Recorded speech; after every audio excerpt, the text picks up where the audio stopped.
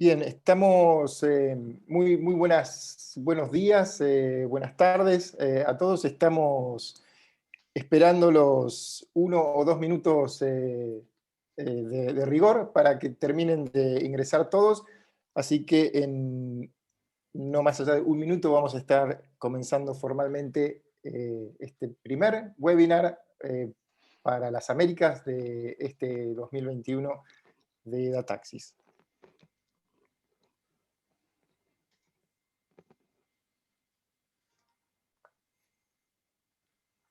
Vamos a esperar 30 segundos más. Le vamos dando ya la bienvenida a cada uno de ustedes. Les decía, este es el primer webinar para las Américas de este 2021 organizado por Dataxis. Y aclaro para las Américas porque ya hemos tenido un primer webinar para otra región del mundo acerca del tema Android TV.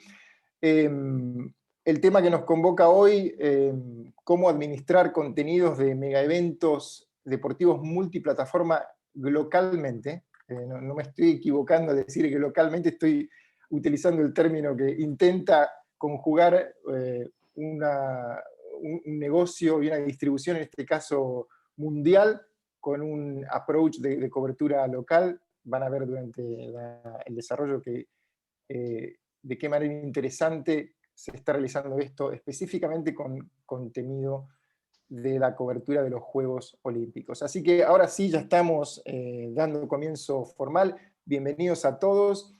Voy a introducir ya mismo a nuestro panelista invitado. Alex Tidow está basado en España. Alex es el gerente de sistemas y workflow del Canal Olímpico. El Canal Olímpico es el caso testigo que nos va a ayudar a entender justamente para cualquier actor que está de alguna manera involucrado con el manejo de derechos deportivos para mega eventos como son las Olimpiadas.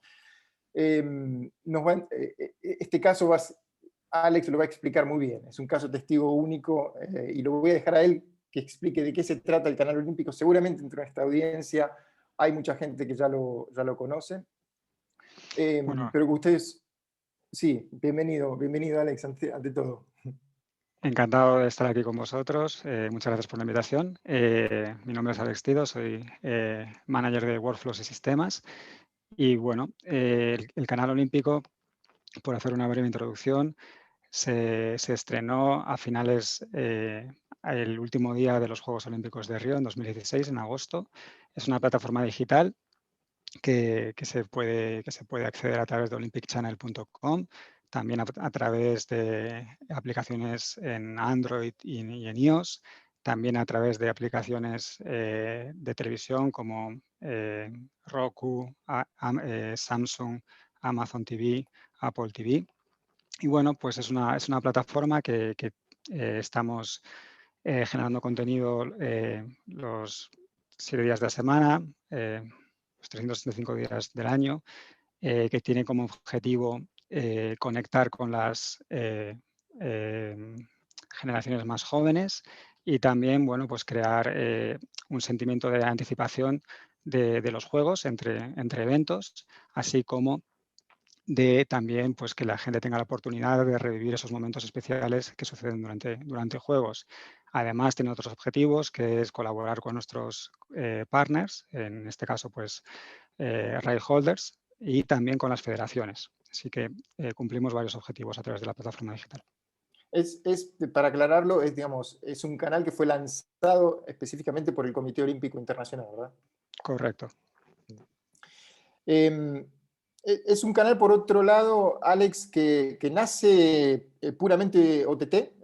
Hablabas inmediatamente después de la finalización de los Juegos de Río, en un formato puramente digital, con muchísimo contenido en VOD y un feed lineal también en OTT. Creo que, digamos, podemos compartir desde el chat, no sé si ya lo estamos haciendo, el link, si alguno de nuestros participantes en la audiencia quiere ver el canal, lo puede ver allí. Pero digamos, es contenido VOD por un lado, mucho contenido también, o un feed lineal, siempre en formato OTT. Me pregunto si existen planes para tener una o más versiones no lineales, digamos, lineales pero no OTT del canal, ¿se entiende? Yendo a Sí, la distribución más tradicional.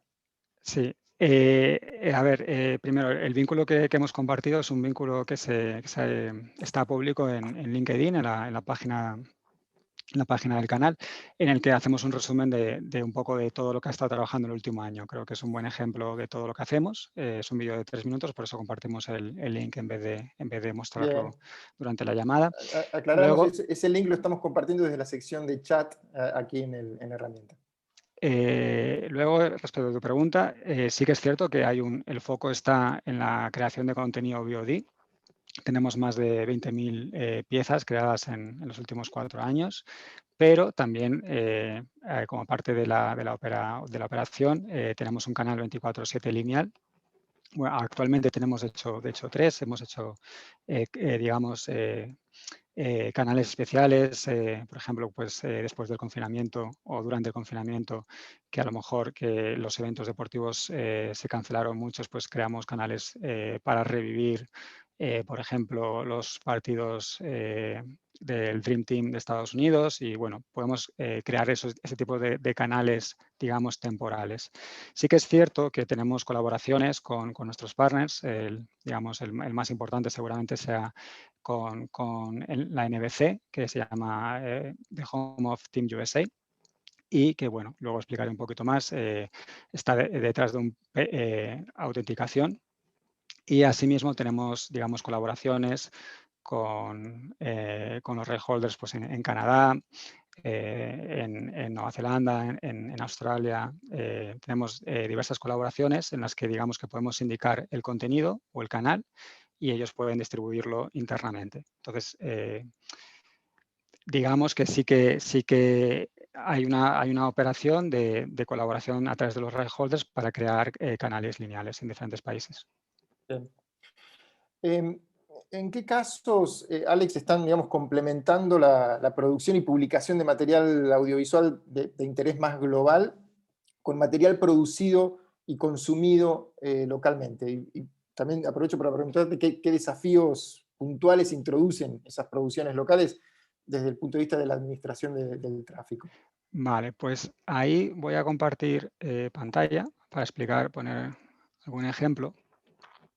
Bien. Por ejemplo, aquí estoy en olympicchannel.com, en una página de VOD, y vemos este Aún no estás contenido. compartiendo, Alex. No sé Ah, si de acuerdo, seguramente. gracias Ahora sí, ahí perfecto. Vale, perfecto. Vale, pues aquí estoy en la página de Olympic Channel, estoy viendo la página como, digamos, un espectador que tiene el navegador en inglés y estoy viendo lo que llamaríamos la versión internacional, ¿vale? Esta pieza en concreto, digamos que no se ha hecho por un equipo aquí en Madrid, donde estamos basados, sino por un equipo en Rusia. Y si cambio a otra pestaña, a ver un segundo, aquí veríamos el mismo contenido con los gráficos en japonés. Se ha hecho una versión nueva, se ha localizado. Y si cambio a otra pestaña, aquí tendríamos la versión, digamos, original. A ver si encuentro exactamente el clip. Aquí, digamos, los gráficos serían diferentes y aún así, porque digamos que para la gente que ve el contenido en móviles es importante poner subtítulos, aunque sea la versión rusa, también se está subtitulando. Entonces, sería un ejemplo de una misma, lo que llamaríamos una story en inglés, que se originó por productores en Rusia y que se considera que tiene valor crear una versión internacional y una versión para, digamos, para el mercado japonés. Entonces, luego explicaré un poco más cómo es el flujo de creación de contenido, pero básicamente, aquí un poco por extenderme un poco más, lo que estamos haciendo es creando 3 páginas diferentes para el mismo contenido. El contenido realmente no es el mismo, el contenido es diferente. Los gráficos, como podéis ver, están quemados, o sea que son piezas de vídeo diferente. Pero si me fuese si me fuese, digamos, a enseñaros el flujo de creación de contenido, un segundo, aquí veríamos la herramienta que nosotros estamos usando para gestionar el flujo de creación de contenido. Aquí veríamos lo que decía, un placeholder para la story, y dentro de ese placeholder tendríamos las diferentes versiones. Tendríamos la versión internacional, la versión limpia sin gráficos si queremos crear versiones adicionales, por ejemplo, para el mercado latinoamericano, la versión rusa y la versión japonesa. Y bueno, no me quiero extender demasiado en esta pregunta porque luego voy a explicar más cosas de cómo lo hacemos Excelente. para explicar un poco el flujo desde los gráficos, desde los derechos, perdón. Excelente. Como ven, este va a ser un webinar especial dentro de la dinámica de los webinars de Dataxis. Se va a asemejar por momentos casi a un workshop. Alex tiene preparado bastante material para ir compartiéndonos. Su especialidad es muy operativa, así que vamos a aprovechar esa expertise para tratar de aprender lo máximo posible. Aprovecho también para mencionarles, este webinar está patrocinado por MediaGenix, así que agradecemos a MediaGenix como sponsor oficial de este webinar. Y también, ya que estamos, a nuestra audiencia, como muchos de ustedes saben, los invito, si tienen alguna pregunta para realizarle a Alex, lo pueden hacer a través de la herramienta de preguntas de aquí de Zoom. Alex, y lo decías al principio de tu introducción, una de las motivaciones para el lanzamiento del canal fue tener una llegada a un público joven. Y sabemos que es un público que naturalmente se vale de una multitud de dispositivos y de plataformas hoy en día para acceder a su consumo audiovisual. ¿Cómo han resuelto ese desafío? ¿Sí? Llegar a un público joven sabiendo que necesariamente hay que ir a un soporte de multidispositivo y multiplataforma.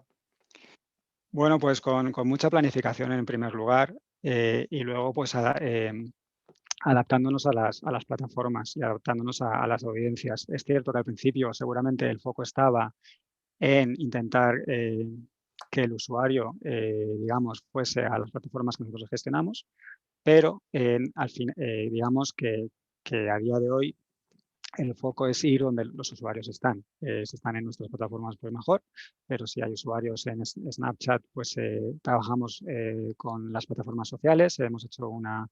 Se ha adaptado una serie específicamente para Snapchat, se hacen colaboraciones con TikTok, con YouTube, trabajamos mucho con las plataformas sociales.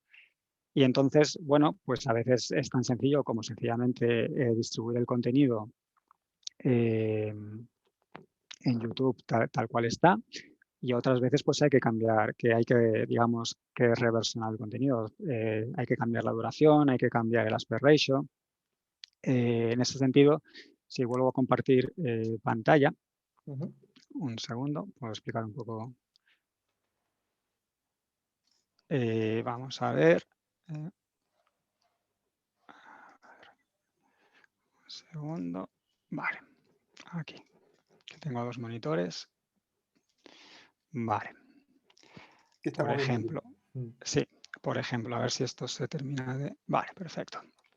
Este sería un editor online. Evidentemente, bueno, estoy teniendo acceso desde mi casa.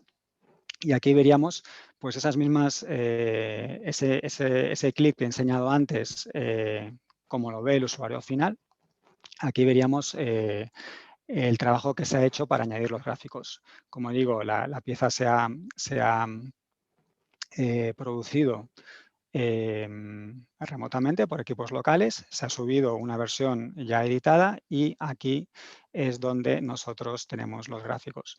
Y en ese contexto, pues vamos a coger otro frame que le haga... Ups. Vale. Y en ese contexto, esta herramienta, digamos, en estos flujos que hemos, digamos, implementado para Tokio, se perseguían muchos objetivos. O sea, un objetivo era mejorar los trabajos remotos con los equipos que no estaban trabajando, digamos, desde Madrid. Hacer los procesos de reversionado mucho más eficientes, mucho más rápidos, que los cambios fuesen más cortos. Y relacionado con la pregunta que me hacías, adaptar el contenido a los formatos, Ujú. digamos, sociales, de las plataformas sociales. Entonces, en este caso, por ejemplo, podemos ver que el vídeo, aunque sea 16:9, yo podría mover el vídeo para, digamos, adaptar el formato del vídeo y así crear una versión fácil. Eso sería, digamos, una mejora que hemos hecho. Antes, digamos, este tipo de reedición era más complicado. Ahora, las plataformas como la que estoy compartiendo u otras han hecho un trabajo para automatizar estos procesos. Y eso es una de las cosas que hacemos, cambiar el formato de los vídeos. Si enseño otro ejemplo, un segundo. Aquí tendría un vídeo que, si me voy a ver dónde estaba este, creo que estaba... no. A ver, creo que estaba... Un segundo. Vale, aquí. Este sería un tráiler de una serie de commissioning, digamos, lo que llamamos original series en inglés, un tráiler que tenemos para la serie All Around. Y como os enseñaba en este, digamos, player, ese tráiler se ha rehecho, o sea, este frame es exactamente el mismo que este, o sea, se ha hecho también una corrección de color, pero aquí veis que el tráiler es de 1 minuto y 34 segundos, una duración, digamos, aceptable para un formato web, pero si me voy a este vídeo, el tráiler son apenas 6 segundos. Ese es el tráiler, con lo cual, bueno, 6 segundos para mí, yo soy de otra generación, es muy poco, pero pues para las generaciones más jóvenes, pues 6 segundos pues es una duración adaptada a esas audiencias, y este es un buen ejemplo de contenido que se adapta tanto en el formato para Snapchat, para los móviles, como en la duración. Correcto, clarísimo, clarísimo.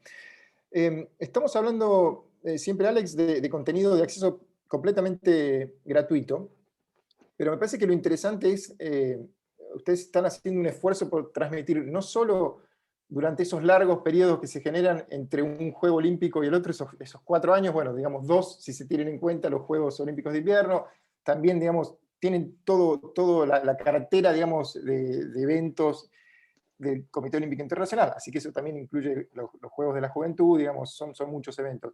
Pero, digamos, lo interesante es que incluso durante los Juegos, ustedes no solo están operando, sino que están operando a un ritmo altísimo.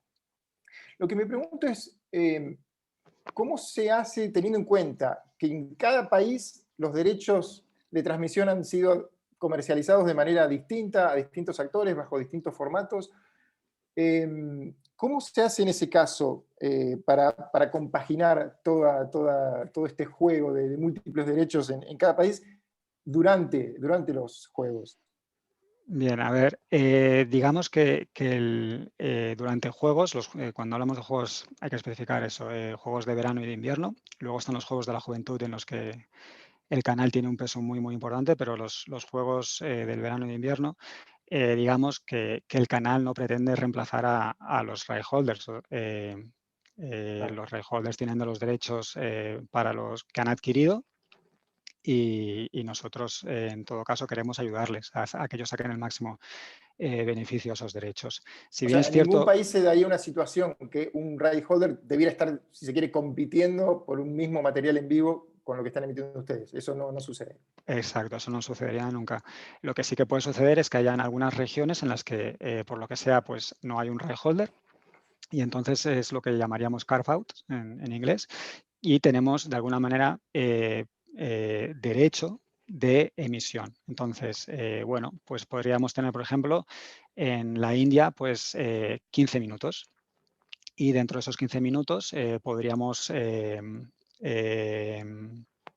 tener hasta 30 clips. Y entonces, si tenemos hasta 30 clips, pues podríamos producir 30 clips 30 segundos, que completarían los 15 minutos. Y ahí es donde, un poco lo que decía al principio, donde el flujo empezaría en base a los derechos que se tienen. Entonces, toda la planificación empezaría sabiendo que podemos producir contenido que dure en total 15 minutos cada día, que podemos producir hasta 30 piezas para un mercado, y ahí es donde, digamos, si comparto otra vez la pantalla, un segundo, vale, y ahí es donde usaríamos el sistema de tráfico. Y bueno, por ejemplo, he preparado unos ejemplos para el sistema de tráfico. Entonces, en este caso estaríamos hablando de situaciones en las que con mucha antelación nosotros conocemos los derechos. No es una situación en la que nosotros tenemos que improvisar. Bien. Se conocen los derechos con mucha antelación. Evidentemente, estaríamos hablando de al menos 1 o 2 semanas, pero bueno, que pudiesen haber cambios. Y ahí es donde,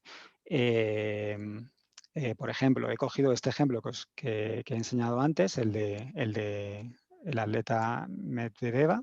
Sí. Y aquí veríamos en el sistema de tráfico las 3 ventanas. Evidentemente las fechas no son las de Tokio, pero bueno, lo podemos imaginar, que el start date fuese el primer día de los Juegos hasta permanente. Y ahí es donde nosotros, a través del contrato, si abro el contrato, nosotros lo que haríamos es, y donde es muy importante que la plataforma que usemos sea flexible para gestionar los requisitos de negocio que tenemos. Ahí es donde nosotros crearíamos los diferentes, lo que se llamaría on-demand agreements para las diferentes versiones. Entonces, a día de hoy, los 3 vídeos que os he enseñado, la versión internacional, la versión rusa y la versión japonesa, digamos que usarían el mismo agreement. No tendría que crear un agreement para versión. Pero si estuviésemos durante juegos, sería diferente. Nosotros queríamos un agreement para la versión internacional, que nosotros internamente llamamos complete, y voy a guardarlo temporalmente. Y luego tendríamos diferentes agreements para diferentes regiones, entonces, y diferentes versiones, las dos cosas. Nosotros tendríamos un agreement que sería para Rusia, por ejemplo, en base a los acuerdos que tuviésemos, un agreement para India, un agreement para Japón, etc. Entonces, en esos agreements es donde nosotros decimos, vale, ¿a qué plataformas queremos publicar este contenido? A nuestro CMS interno, a Tokio 2020, a las TV Apps. Entonces, eso se diría a nivel de agreement, a nivel de versión, con lo cual, para cada versión es muy importante que tengamos esa granularidad. Y luego, si volviésemos de nuevo, digamos, aquí estaría yo haciendo de scheduler. Si me fuese aquí es donde los contratos, de alguna manera, me dirían a mí lo que puedo y lo que no puedo hacer. Entonces, en este contrato, que es en esta ventana, que sería la versión complete, tendría 3 agreements, de los cuales el único que yo puedo usar sería el que he modificado ahora, que sería para la versión complete. Y digamos que, por ejemplo, pues la región podría ser todo el mundo, pero el start date no podría ser durante juegos. El start date tendría que ser después de juegos. Tendría que modificar eso. En cambio, para la versión rusa, tendría el agreement el que me dice valid contract, que sería para emitir solamente en Rusia, en la plataforma que se decidiese, y automáticamente esto me permitiría que yo pudiese publicar este contenido. Y lo mismo con lo otro. Entonces, aquí lo interesante es tener muy claro cuáles son los derechos, tener muy claro Sí. qué contenido puedes publicar, empezar a maximizar todo ese contenido, planificar con mucha antelación para que cuando lleguen los juegos nosotros Ya no esté nos... todo seteado, esté todo Claro, configurado, ¿no? nosotros no nos Porque, planteamos qué vamos a crear. Sí, siempre puede exacto. haber, yo que sé, un récord que se rompe o una noticia que no esperabas o cosas imprevistas, pero el 80% de lo que sucede lo tenemos que prever y el 20% digamos, que no puedes prever, pues te adaptas. Pero hay mucha, mucha planificación. Y como digo, lo importante es tener claro cómo fluye, digamos, tu estructura de contenido. En este caso, durante juegos, se origina en el mundo de los derechos y eso te condiciona al contenido que tú luego vas a crear. Y bueno, ahí es donde es muy importante tener muy claro ese, digamos, ese modelo, porque luego eso, si eres capaz de implementar ese modelo en todas las herramientas, en tu sistema de tráfico o en tu sistema de producción, como os enseñaba aquí, pues aquí, por ejemplo, eso es lo que me permite que si en el sistema de tráfico tengo 4 versiones, luego el usuario que está creando el contenido, para ellos el mundo de los derechos es, ellos no tienen que saber qué Seguro, derechos tienen que seguro. seguir. Ellos El saben que tienen creativo a veces, o sea, sí, sí, sí, que crear contenido y crearlo lo seguro. mejor posible. Se tienen que centrar en conseguir los mejores brutos, en hacer los mejores gráficos, en darle una edición muy buena y taguearlo con metadata que sea relevante para el usuario final y publicarlo de manera rápida para que si hay una noticia que queremos que llegue al espectador de manera rápida, así sea. Y por eso es muy importante que el usuario que aquí ya no es un scheduler, aquí sería un digital producer o un periodista, pues sepa, vale, me han pedido que cree una historia sobre este tema y yo soy responsable de la versión internacional, o yo soy responsable de la versión rusa, o yo soy responsable de la versión japonesa.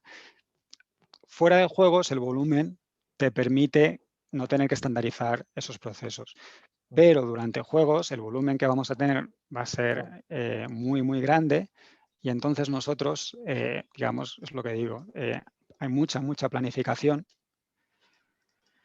y aquí, por ejemplo, pues hemos creado, de nuevo, hemos adaptado el modelo de datos que viene del sistema de tráfico. El sistema de tráfico genera un placeholder de media para cada, digamos, versión y cuando se importa esa información en el sistema de producción, tenemos tareas. En este caso, de nuevo, he preparado un par de ejemplos en las que, bueno, pues aquí tendríamos 3 tareas, porque son tres versiones, y tendríamos diferentes estatus. ¿Por qué? Porque durante juegos va a haber gente publicando, va a haber gente creando vídeo y va a haber gente asegurándose que el plan que se ha planificado y acordado se cumple y sobre todo que si tenemos 15 minutos para publicar contenido, vamos a sacar el máximo rendimiento a ese contenido.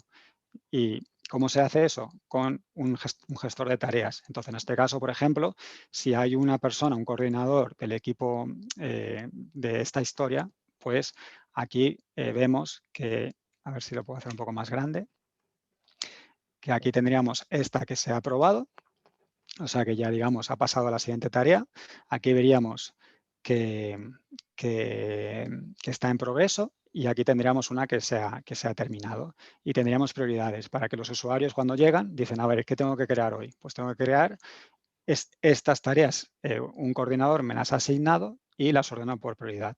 De esa manera, cuando tienes un volumen muy grande de contenido, digamos, reduces el ruido, reduces la posibilidad de que la gente no sepa claramente qué es lo que tiene que hacer.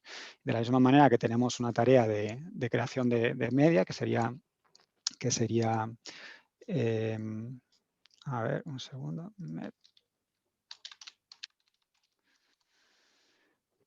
Tendríamos una tarea de publicación. Entonces, en la tarea de publicación, digamos que la tarea sería añadir metadata. Ahora luego explico un poco la metadata que añadimos y veríamos el estatus y también las prioridades. En este caso, claramente para efectos de la demostración, me las he asignado a mí mismo, por lo cual no se ve bien eso, pero ahí es donde también un usuario podría ver la metadata y podría ver, perdón, qué tareas tiene asignadas a sí mismo. Y aquí es donde nosotros veríamos la metadata para cada versión. Tendríamos lo que llamaríamos la presheet, que esto es el título y la descripción con el meta title y metadescripción que aparecen en el frontal, en el CMS, más tags como etiquetas como disciplinas, naciones, atletas, keywords y demás. Que eso es lo que cuando luego estamos en el frontal, Claro, para realizar la búsqueda, ¿verdad? es lo que aparecería. Si encuentro el ejemplo un segundo.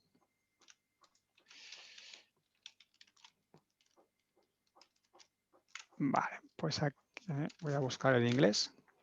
Vale, pues aquí tendríamos el título, Sí. la descripción, tendríamos la disciplina y la atleta, para que luego, Sí, para exacto, para facilitar el realizar la proceso de búsqueda. búsqueda. Sí, sí, sí, correcto.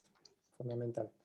Muy interesante ver el detrás de escena, digamos, de la operación y para aquellos que se encuentran a menudo con el término workflow management y se preguntan de qué se trata ese trabajo, Alex nos está ayudando a verlo con mucho detalle.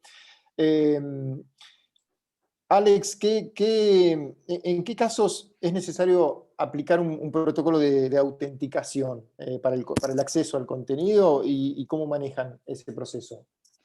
Vale, pues nosotros lo tenemos que hacer precisamente en el caso de la NBC. En Estados Unidos, bueno, pues por requerimientos legales, el canal se emite a través de un proveedor de cable o proveedores de cable, en este caso. NBC, Y digamos, podemos aclarar, el comprador histórico de los derechos para Estados Unidos de todos los Juegos Olímpicos, ¿verdad? Debe ser el correcto, la principal NBC. comprador de derechos, sí, a nivel mundial de Y los Juegos entonces en Olímpicos. esos casos, digamos que no se ofrecen abierto hasta 30 días después de la emisión. Entonces, en esos casos tenemos que tener un sistema de autenticación para que el usuario que está suscrito a través de una de las plataformas de cable de los Estados Unidos, pues se loguee. No lo puedo mostrar porque solamente lo podría enseñar si estuviese en Estados Unidos. Se loguee para confirmar que está suscrito a esas plataformas y que tiene derecho a acceder a ese contenido durante esos primeros 30 días. Digamos que por lo demás no está ese caso de uso de autenticación excepto para Estados Unidos. Muy bien. Quiero aprovechar, vemos que están ingresando algunas preguntas, una aclaración importante a nuestra audiencia. Por favor, utilicen la sección de Q&A, de preguntas y respuestas para enviar sus consultas a Alex en lugar de chat, ¿sí? Así que aquellos que ya han enviado, les pedimos por favor si pueden enviar su pregunta de nuevo a través de la sección de Q&A. Y al cierre, como dijimos, vamos a tratar de acercarle a Alex todas las preguntas. La verdad que el gran atractivo de cada Juego Olímpico es ese fenómeno que se da de congregar en un espacio muy reducido de 2-3 semanas los atletas de elite de todo el mundo, de una cantidad enorme de disciplinas.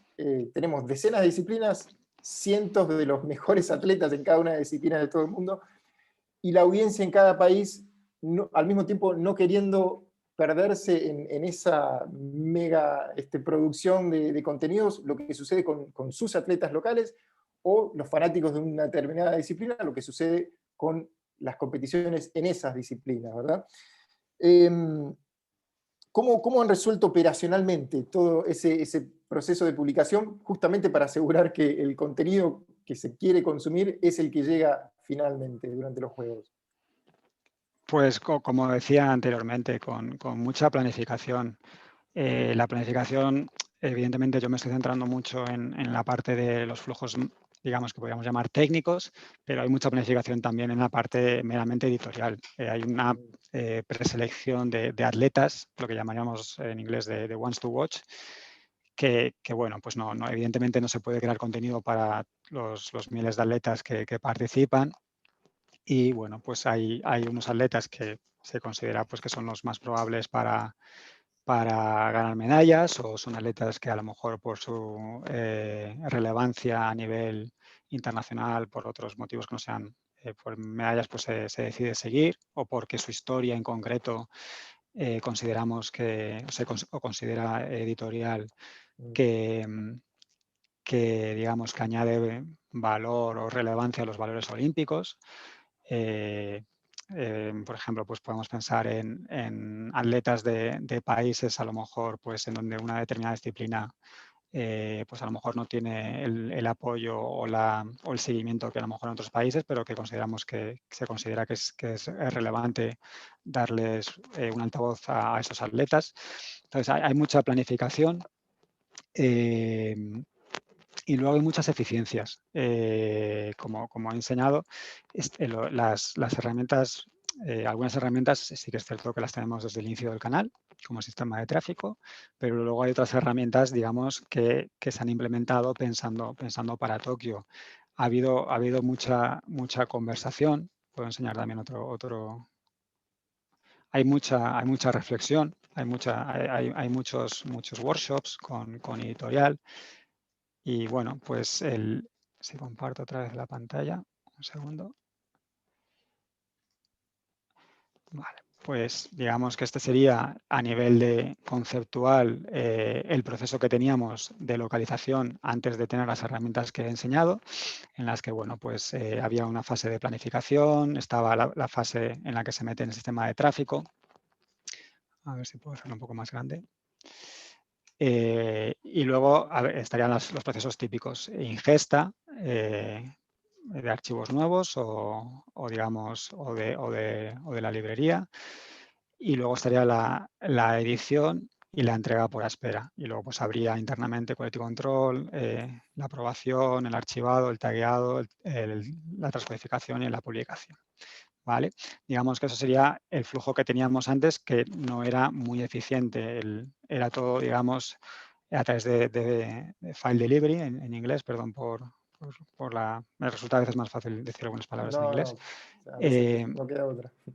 Y entonces que se hizo, digamos, un proceso en el que se reconoció que había, digamos, una ineficiencia en este círculo. Era un círculo, digamos, consideramos muy grande. Y luego, pues, si enseño, digamos, el que digamos que surgió en base a estos talleres, pues tendríamos que los procesos, digamos, que llamaríamos core, los procesos que tenemos que hacer sí o sí por cuestiones, digamos, administrativas o de superusuario, como la gestión de tráfico y la publicación, digamos que son procesos que hay que hacer, pero que se intenta invisibilizar para el usuario. Y luego el proceso que realmente al final el canal está para crear contenido, no está para crear contratos, el objetivo es crear contenido, está que los usuarios lo tengan lo más fácil posible en esa experiencia.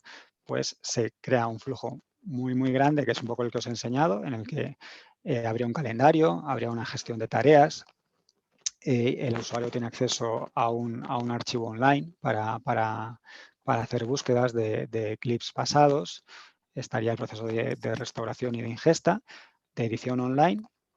Y bueno, y luego veríamos que lo que es el flujo de localización se ha reducido, se ha hecho que sea muy, muy sencillo, que sea tan sencillo, pues un poco como si vuelvo a enseñaros esto, pues aquí tendríamos el vídeo. Estoy compartiendo pantalla, ¿no? No, en este momento no. Seguramente necesitas ¿No he compartido pantalla pulsar. todo este No, tiempo? sí, no. En los últimos 2 minutos no. Pues perdón. Pero, Pues entonces estaba hablando y no estabais viendo lo que decía, lo siento.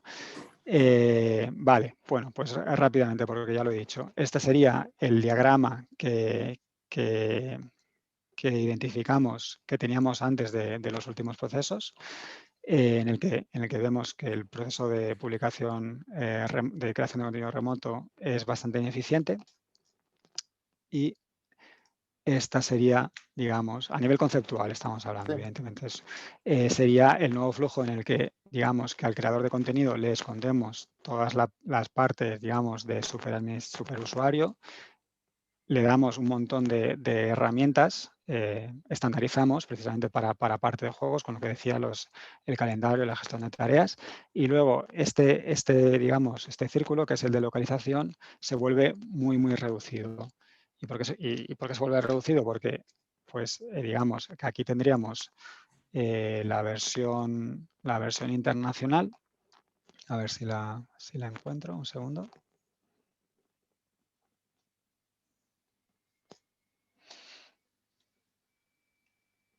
Vale, aquí sería la versión internacional.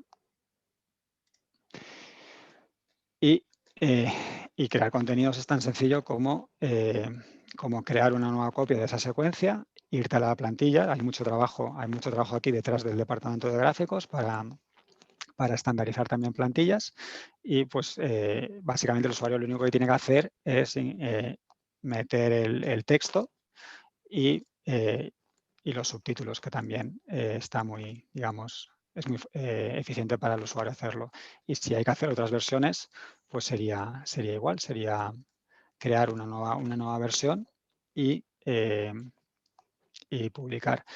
Y todo eso, como digo, partía del sistema de tráfico, en el que, si me voy otra vez aquí, pues tendría la versión internacional. Bueno, no es esa en concreto, pero aquí tendría la versión japonesa y aquí tendría la versión rusa, que serían las tres versiones que, digamos, que desde el sistema de tráfico estaríamos automatizando todo este proceso, que se ve reflejado en las diferentes etapas, en la edición, pero también en el tagueado. En el tagueado, al tener esa jerarquía de información, si yo tagueo aquí una nueva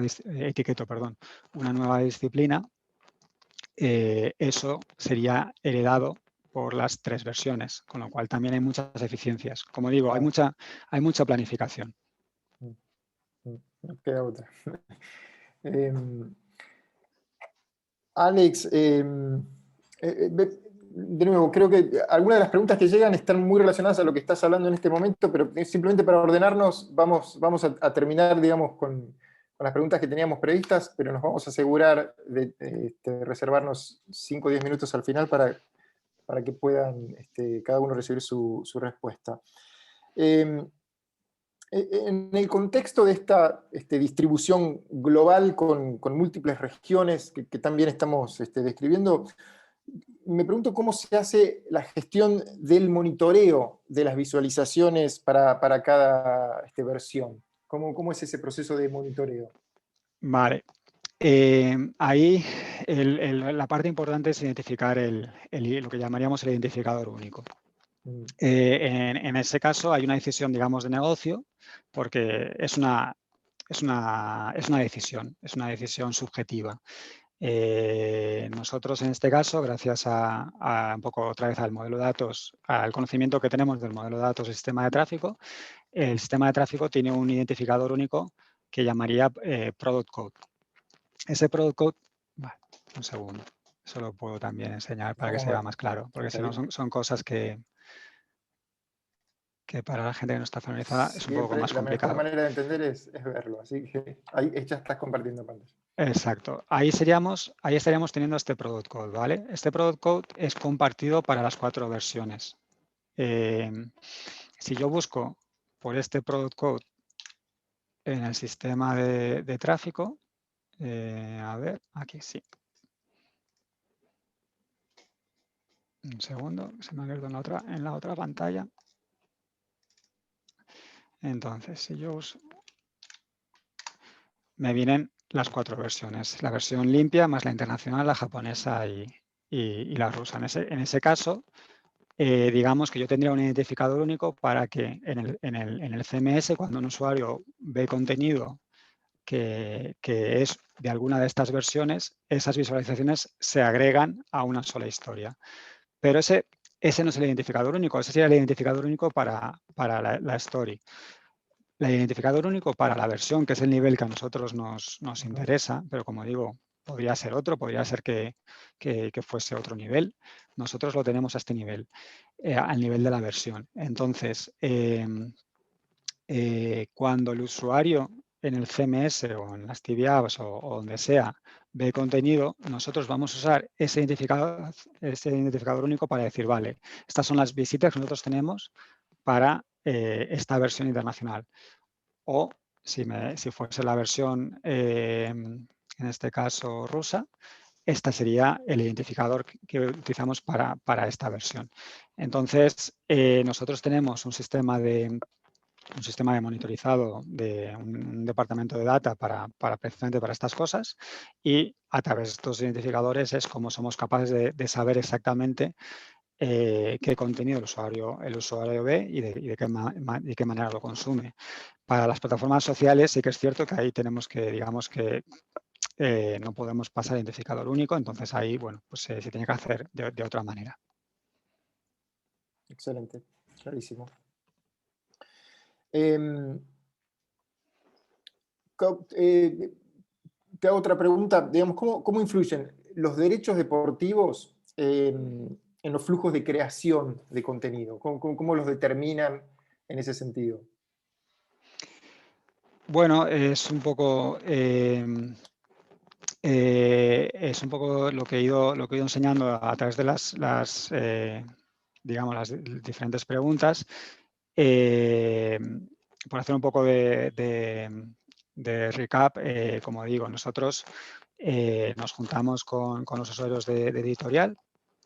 Ellos sabían, digamos, que iba a haber diferentes derechos para diferentes regiones y eso pues, digamos que hay problemáticas que resolver en cuanto a, vale, a mí me van a pedir crear contenido para diferentes regiones. A día de hoy, si no tengo un flujo especial para esto, va a ser muy manual. Va a ser un usuario al que no conozco, va a crear un contenido en una versión, le voy a tener que mandar un email, que poner en contacto, en fin. Ahí es donde empiezas a ver todas las ineficiencias que hay, porque bueno, pues es un requisito de negocio nuevo y bueno, pues normalmente cuando hay un requisito de negocio nuevo no tienes una solución inmediata para satisfacerlo. Empiezas a identificar todas las ineficiencias y empiezas a ver, junto con editoriales, es muy importante tener un equipo multidisciplinar y no ser desde el departamento técnico los que pensamos que sabemos las soluciones a los problemas, sino más plantear las preguntas y trabajar con editorial para entre todos sacar el flujo que se adapta a sus necesidades. Entonces, como he ido explicando, en este caso, tener muy claros cuáles son los derechos, tener muy claro qué te permite hacer esos derechos, tener muy claro en base a eso qué equipos de trabajo vas a tener, desde dónde van a trabajar esos equipos, van a trabajar en tu misma oficina o van a trabajar de manera remota. Tener muy claro los protocolos de comunicación. A veces la estandarización o la burocracia puede ser, digamos, contraproductiva, pero hay otras ocasiones en las que claramente es necesaria y en el caso de los juegos es necesaria por el volumen. Entonces, ir identificando todas esas fases y ir digamos, encontrar soluciones para los diferentes problemas que van surgiendo. Bien, vamos ya cerrando. Tengo una o dos preguntas finales y vamos a pasar a las preguntas de la audiencia. Estamos en un momento en los cuales necesariamente estos tiempos de pandemia en lo que es producción televisiva ha forzado a un movimiento a la producción remota muy fuerte en todo el mundo. Así que, por un lado, tú venías explicando muy bien que digamos, ya estaban haciendo un trabajo de migración a producción remota, así que me pregunto simplemente si esta nueva situación ha implicado algún desafío tecnológico adicional a la operación de ustedes. En este caso no, porque en este caso se dio la circunstancia de que de una manera natural nosotros preparamos un flujo de trabajo que justo iba a solucionar los problemas que surgen con el trabajo en remoto. Como digo, nosotros sabíamos que vamos a tener equipos en diferentes países y cuando surgió, sobre todo en España, tuvimos un confinamiento muy duro.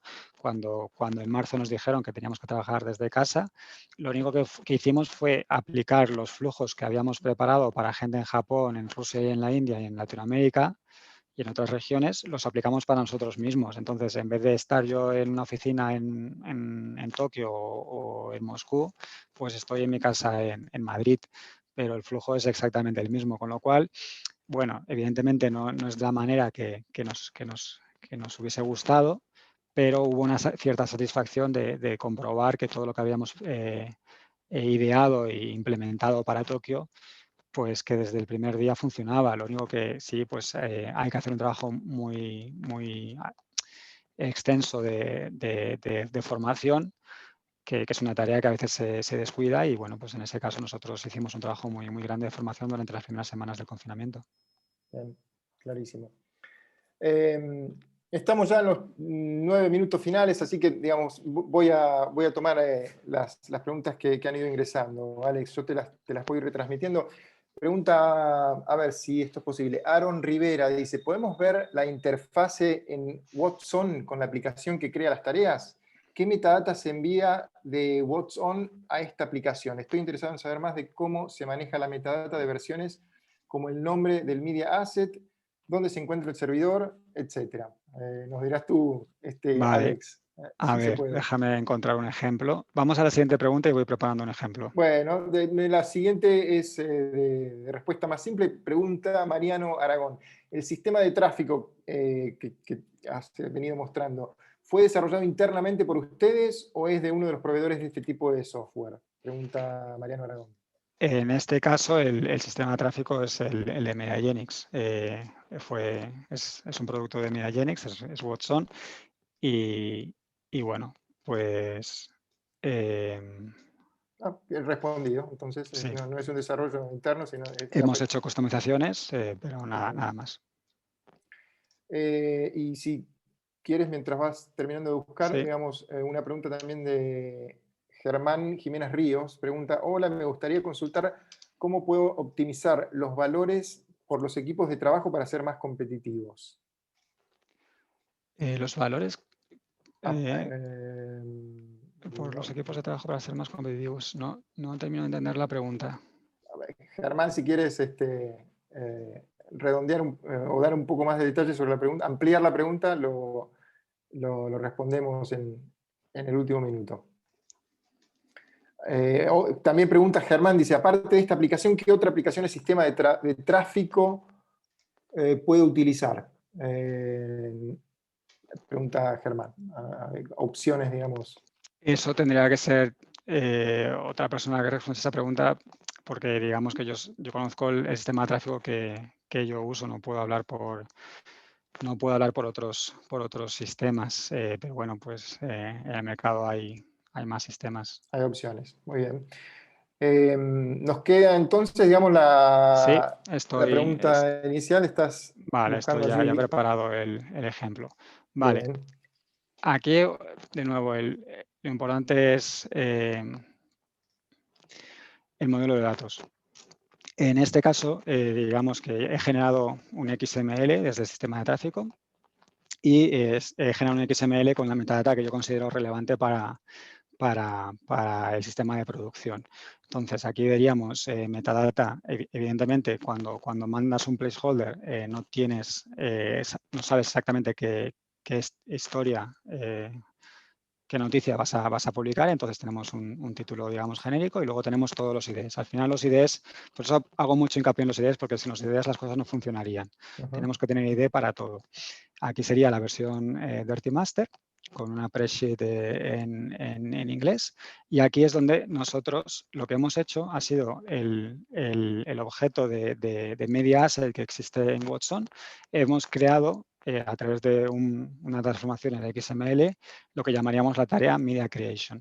Entonces, cuando el sistema de producción, lo que llamaríamos el Online Production Asset Management System, ingesta este XML, el sistema convierte esta tarea, que aquí es un XML que sencillamente con metadata muy técnica, en un objeto de tarea en el sistema PAM. Y lo mismo para la publicación. Aquí diríamos, vale, vamos a tener una ventana de publicación ligada a este agreement con esta fecha de start y end para este canal VOD, para esta plataforma y para todo el mundo. Y eso, de nuevo, cuando se importa, generaría una tarea, que es el ejemplo que os he enseñado antes, las 3 tareas que tenía para cada VOD. Y luego ya el sistema de producción tiene su propio modelo de datos de tareas que te permite, bueno, pues tener otros campos como esta tarea se la asigno a tal grupo de usuarios. Esta tarea tiene tal prioridad. Esta tarea tiene que estar acabada para tal fecha. digamos que ahí es ir adaptando el modelo de datos de cada plataforma para las necesidades del negocio.